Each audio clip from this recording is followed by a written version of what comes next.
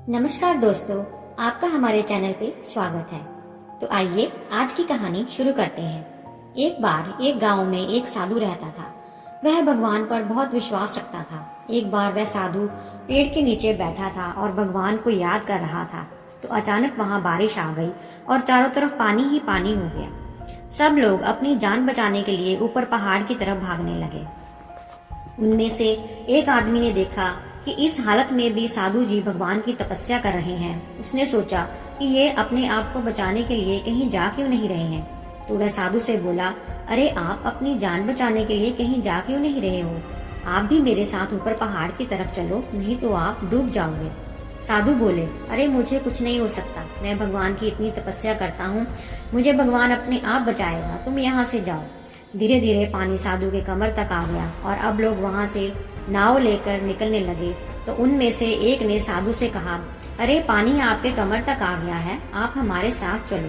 तो साधु ने कहा कि नहीं नहीं, भगवान मुझे अपने आप बचाएगा, और वह नाव वाला भी वहां से निकल गया।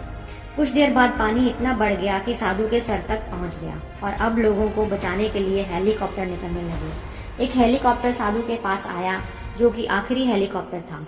साधु के पास नीचे रस्सी फेंकी और बोला, इसे पकड़ो और आप ऊपर आ जाओ, नहीं तो आप डूब जाओगे। यह आखिरी हेलीकॉप्टर है और आपके पास में दूसरा कोई रास्ता नहीं है अब बचने के लिए।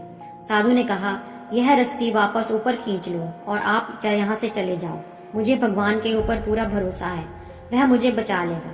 पानी काफी ऊपर आ गया, पेड़ डूब गया और साधु के भी डूबने से मौत हो गई। मरने के बाद साधु भगवान के पास गया और बोला, हे भगवान, मैंने पूरी जिंदगी आपकी तपस्या की, मेरा सारा जीवन आपकी आराधना करने में गया, फिर भी इतने भरोसे के साथ मैंने आपका इंतजार किया कि आप मुझे बचाने आओगे, लेकिन वहाँ मेरी डूबकर मौत हो गई और आप नहीं आए, ऐसा क्यों?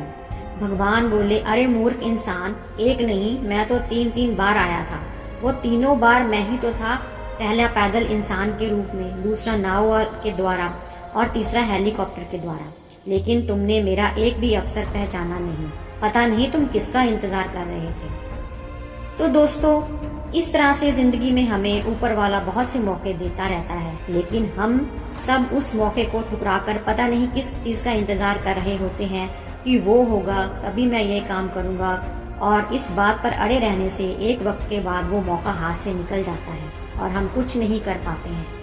तो किसी भी अच्छे समय का इंतजार मत करो, जो भी करना है आज और अभी से ही उसको शुरू कर दो। और अगर आपको ये कहानी अच्छी लगी हो तो हमारे चैनल को लाइक, शेयर एंड सब्सक्राइब करें। धन्यवाद।